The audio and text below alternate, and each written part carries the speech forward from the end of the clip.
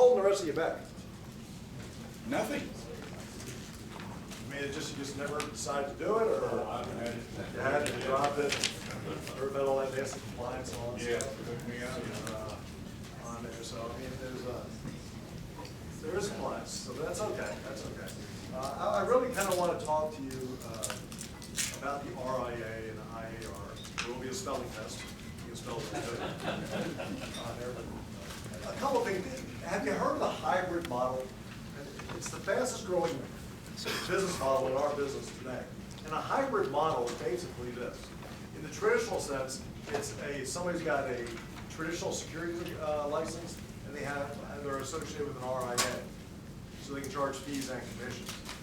I think the hybrid model today was going to be going forward, because in the future is going to be what we call the insurance hybrid model, where you have a traditional insurance license, but you also tie that with an IAR, and you bundle that package together.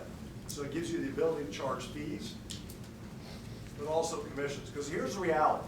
I mean, CFPs are, that organization, they're a little nuts in my opinion. They think everything's fees. You can't make a living doing that, number one. So it's a problem.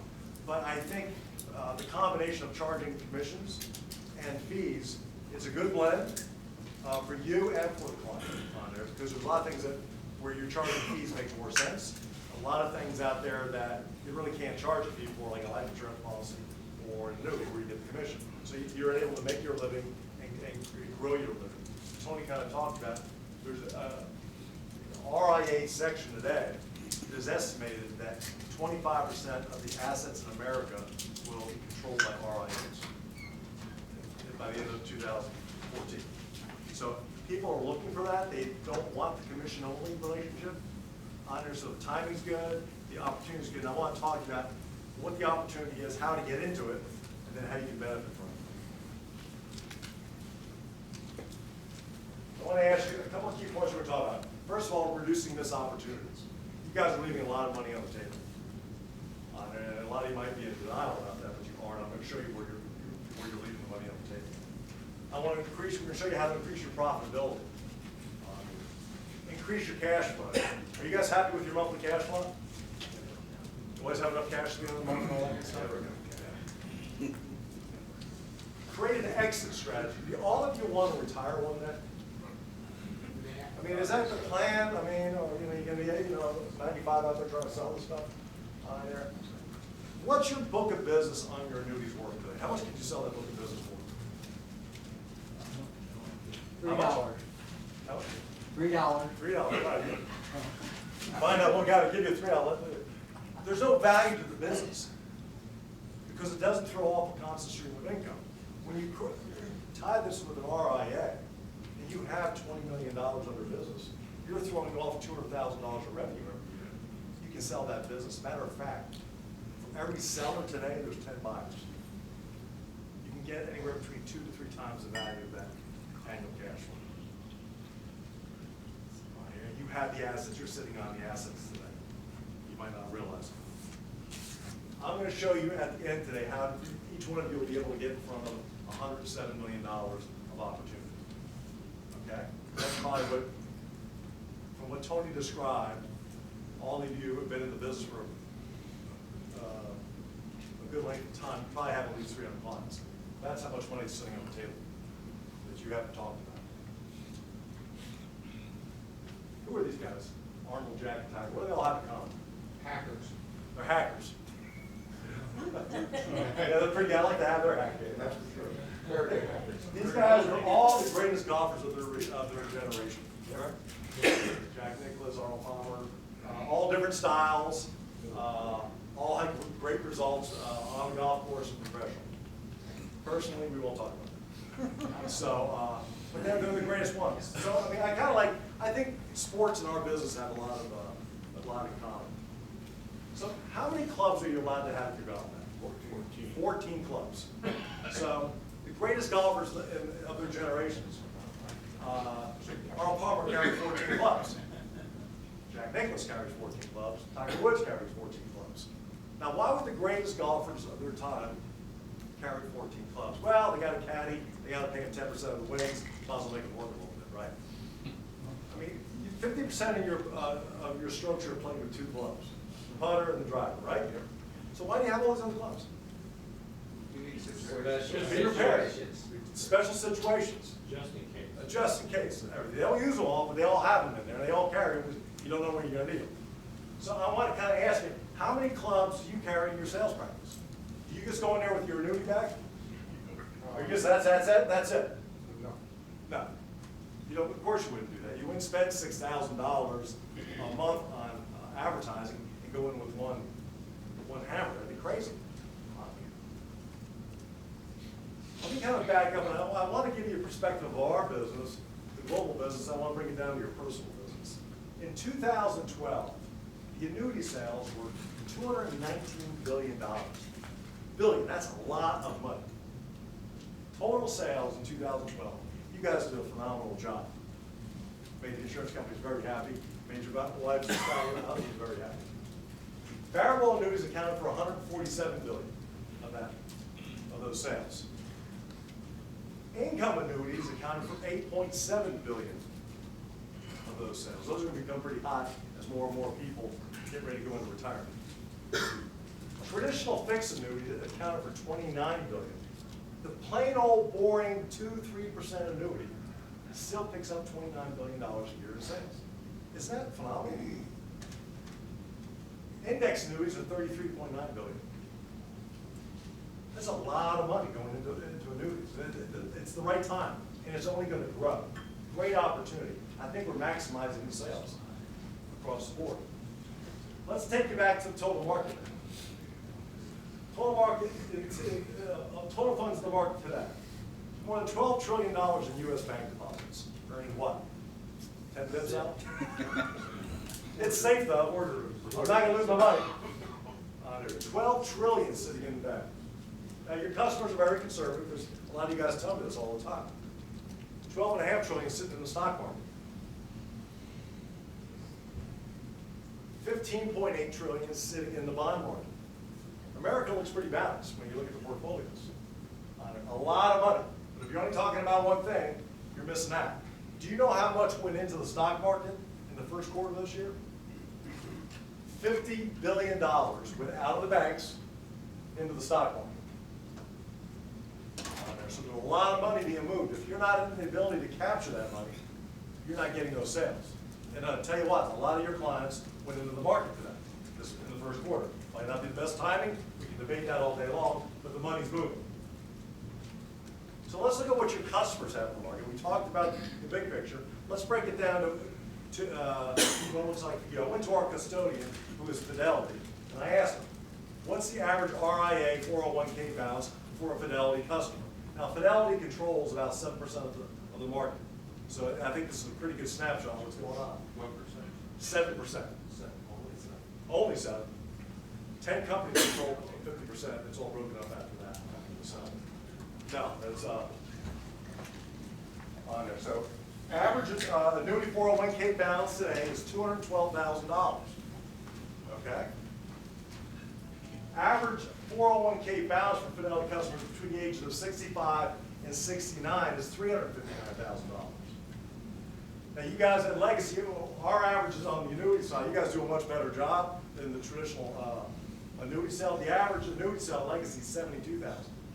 That means a lot of money's getting left on the table, probably, with a lot of your clients, because you're not talking about it. When you're not talking about it, guess what? They're going to talk to somebody else.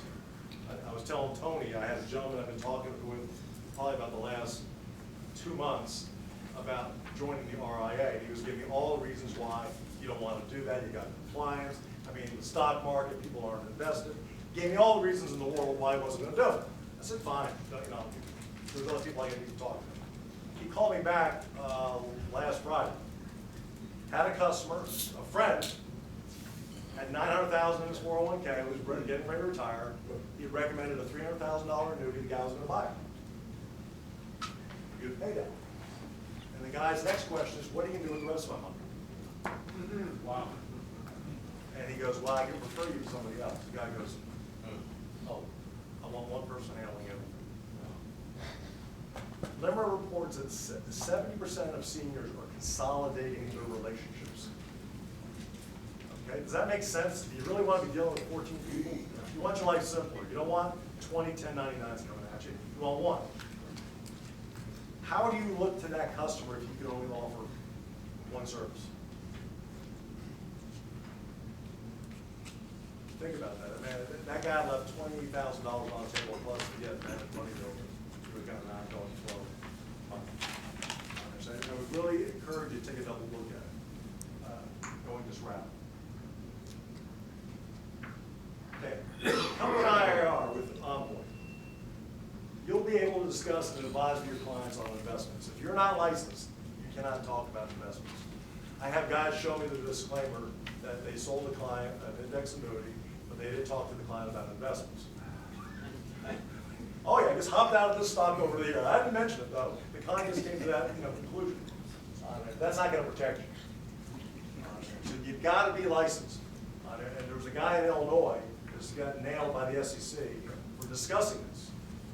And he got a big fine. He's got a nasty thing he's got put on his webpage. I mean, unless we're wearing one of those signs, I'm a slug on there. So I mean, they're looking at it, they're watching it, and they're going to come back and snap at you. So be careful. If you're not going to do it, just be careful of the conversations you're having.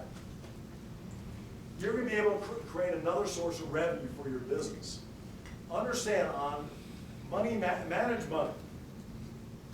If you have $10 million of managed money, let's say you're charging roughly 1%, you're taking home every year $100,000 on that block of business.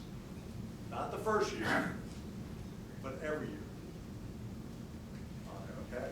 So that's what, really, I mean, it's nice because it's ongoing revenue. It's flexible. You don't have any surrender period, so if you need to move the money out over to an annuity, you can do that. But the more important from your perspective is you're controlling the asset. If you can't do that, that means it's sitting over someplace else. And I can tell you right now, the wirehouses, the banks, they're all getting into the income planning business. And what's going to be a key component to the income planning business? Annuities, right? They're getting into your sandbox. You need to be in their sandbox too. You're not going to start every year at zero. Wouldn't it be nice on January 1st when you're sitting there, made all your resolution, thank you very much, that you're not going to eat while you're sitting there stuffing on yourself watching football games and all that stuff, already broken it within 12 hours.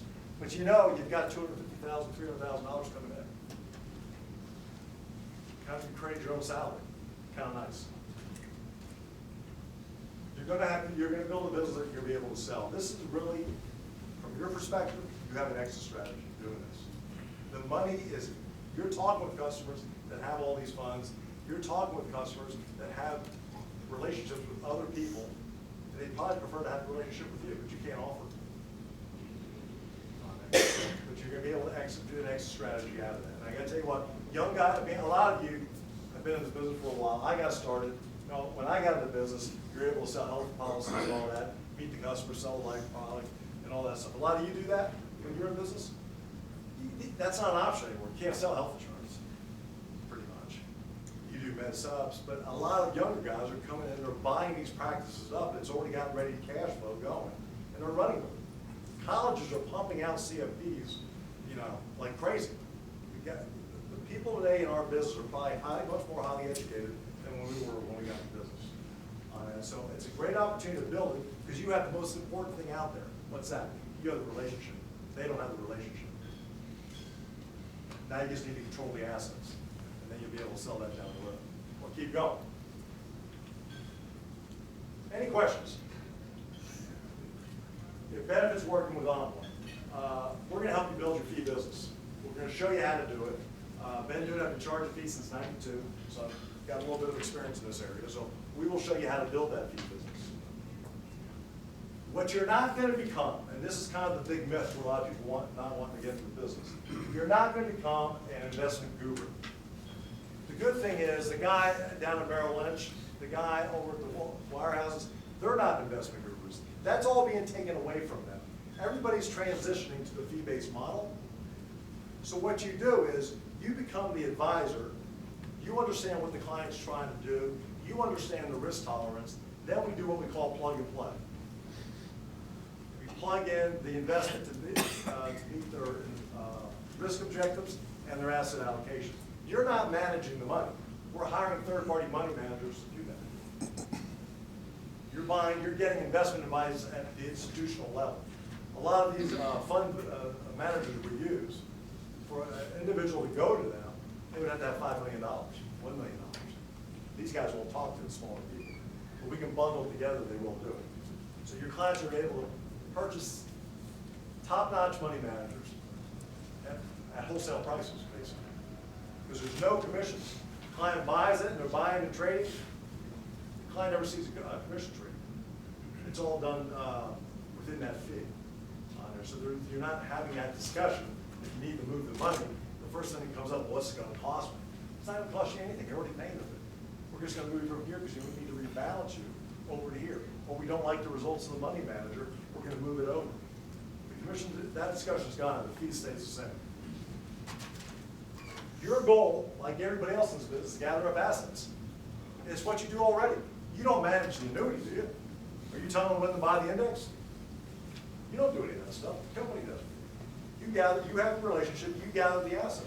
Just gather more assets.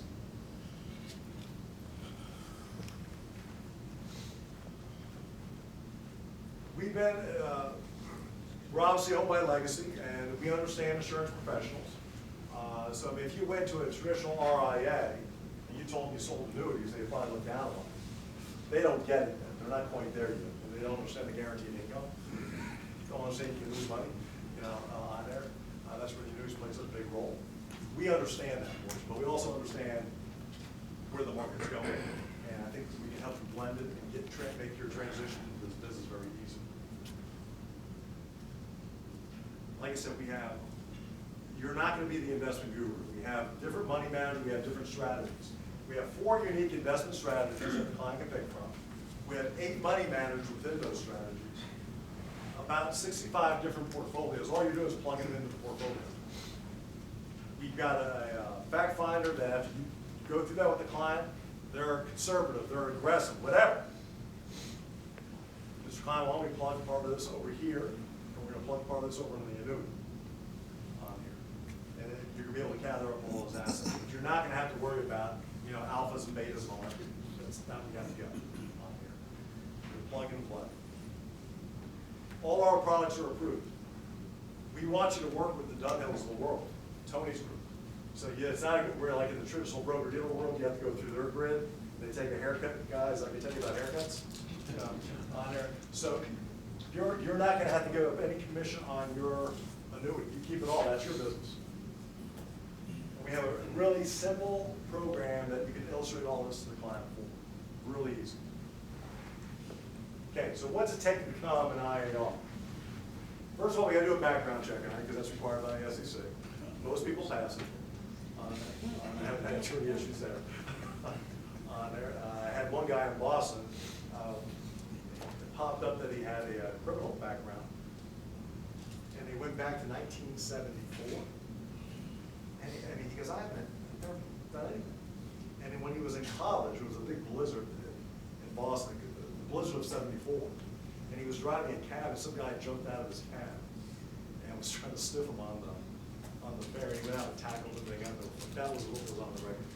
Most of the people get approved. It's not a problem. It's not a problem there. Then you have to study for the Series 65. Now, anybody here have a CFP? One CFP. If you have a CFP, most states you don't have to take the test. If you have a CHFC, some states, if you're in California and you have a CHFC, you don't have to take the test. We can bypass that step for you. You have to pass the test, obviously. And I can't take the test for you. We'll complete your registration paperwork, and then we're going to help you design those first 4, 5, 6 cases until you get comfortable with it. We're not going to sit there and say, go do it by yourself. Because you won't.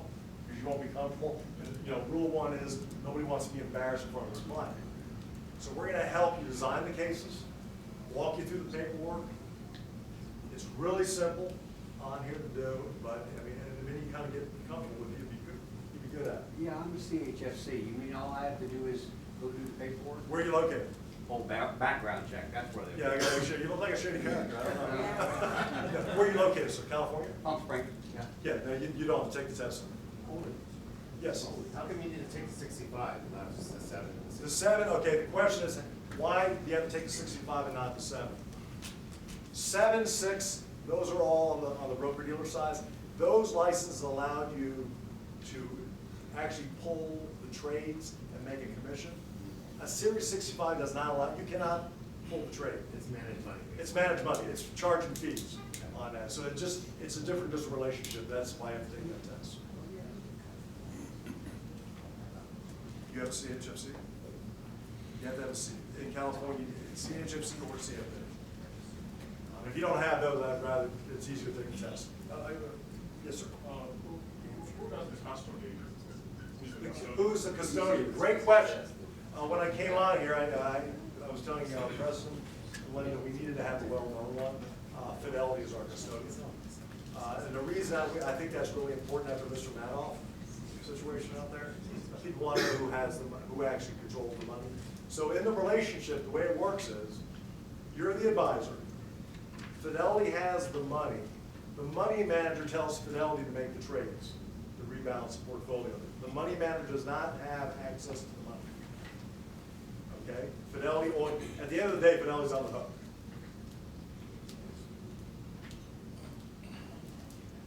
The money manager, Fidelity has the money, they hold your money, but the money manager then instructs Fidelity, at the beginning of the month, make these trades in this portfolio. So that's when Fidelity triggers the trades. Yes, sir. Explain to them the cost for the fee. The cost for the fee. There's no cost for the fee, we have the fee. 65. 65, to get into 65, I'm gonna assume you don't have a license at all. You have to order study material. We use Kaplan. We have a discount with them. The self-study costs about $275. Then depending on then there's a $135 testing fee that's charged by FINRA for the SEC. These are all one-time expenses, unless you want to take the test twice. They have to pay the $130 again. Then you have your state registration, and that's all over the board. Most states run about $50 a year on that. And then there's a $250 registration fee. After that, ongoing then, we have a $150 a year fee, and then whatever your state fee is. And that's your annual cost. If you have multiple licenses in multiple states. If you have multiple states, no, I take that back. That's not, you don't even have to do that. The rules are this: if you have like 2 or 3 customers in a different state, you don't have to be licensed. And if you get more than 5 customers in a state, then you have to get licensed. So if somebody moves out of state, you have a client living in Texas, they move to Florida, you can still maintain them as a customer. Yes, sir. How does this affect the E&O? You have to have an E&O to cover this. And Legacy's E&O runs about an additional $600 a year. We don't require that you have our E&O, just that you have E&O. So if you're a carrier, all you gotta do is call up and say, I'm gonna be doing managed money, I need to have E&O. They can give you a price. Ours is really good though. I think the whole package is around $1,100 to fix that. Don't most broker-dealers make you have the E&O through them anyway? Both BDs do. BDs have high expenses. They make money off the haircut, off the fees, and off whatever they're gonna pay you out. I don't believe in charging the fees. You'll make money on there, and plus it just irritates the hell out of me on those fees, so I don't like it myself. We do have 150, and that's it.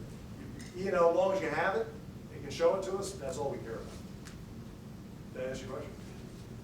How often do you get audited? Your case is probably gonna be weekly. How often do you get audited? Generally, you will not be audited. We'll come in and audit you probably once. Probably the first year, just make sure you got your file set up correctly. Then, every couple of years. The SEC audits us. Now, if they come in, they have the ability to knock on your door if they want to on there. But generally, they're going to audit us, what we're going to do, and they're going to see what have we done with you guys. Generally, when we go out to do an audit, it's pretty painless. I just want to make sure you have your files straight and all that. Make sure you don't have your fixed business mixed in with your investment, because that gives the SEC more ability to come in and look look at it. I tell them, you only look at green folders, everything else is fixed business. So they can't be nosing around. So we're paperless and we've got to set up a file You cabinet. got paper, just keep it separate files, that's all you gotta keep it So on. they can't just click on that file.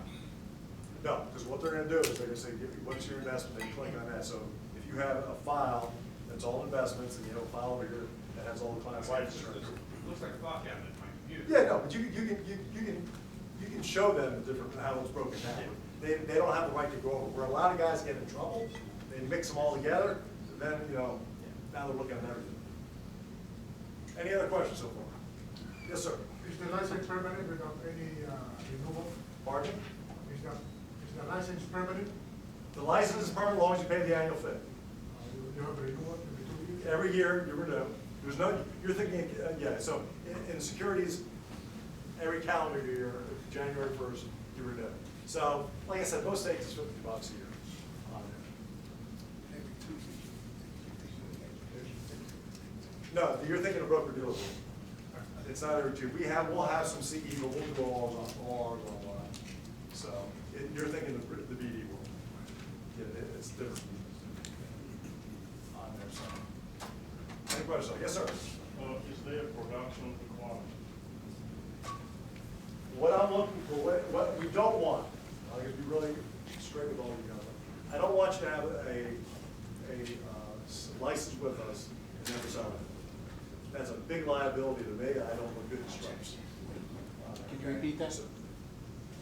What we don't want, and I'll just, if you decide you want to get a license, you think I'm just gonna have a license, so I can talk about investments, and I can put it all into fixed annuities. I don't want you. It's a liability, because the SEC is looking for people that are doing that. What I'm looking for as a minimum annual production is $350,000 of assets. Now, that's not much. I mean, if you're in this business, that's, on there, so. So long as you're putting some money in there, I'm okay with that. Because if the SEC comes back to me and says, hey, what's going on? I say, well, he's putting assets under management. Now, not every client needs to have it in investments. I'm looking at the overall snapshot. So that's our minimum,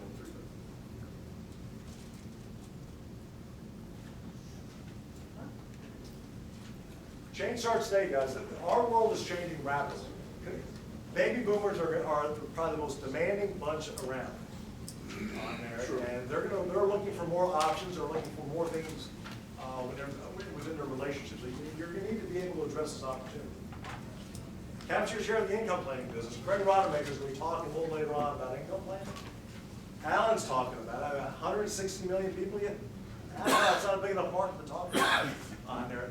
This is a growing business on here. And I got to tell you what, long term, if people are living retired 25, 30, 35 years, annuities are great.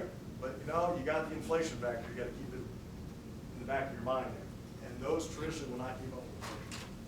So you're going to have part of your money in the market, or your clients are. The question is, do you want to be picking up some of that business? Fixed annuities at On Point work great. It's a perfect match for income planning. And by doing this, you will pick up more business. I would imagine your annuity business will pick up $2 to $3 million, because we're going to show you a sales idea at the end, where you're going to get in front of more customers. Partner with us, let's help you differentiate yourself in 2003 and beyond. We provide all the back office and training. You don't have to worry about that. You will not get in front of your first customer and not be done. I'll guarantee you that. Next steps, give me a call or come by the table. We're more than happy to answer questions. We'll get you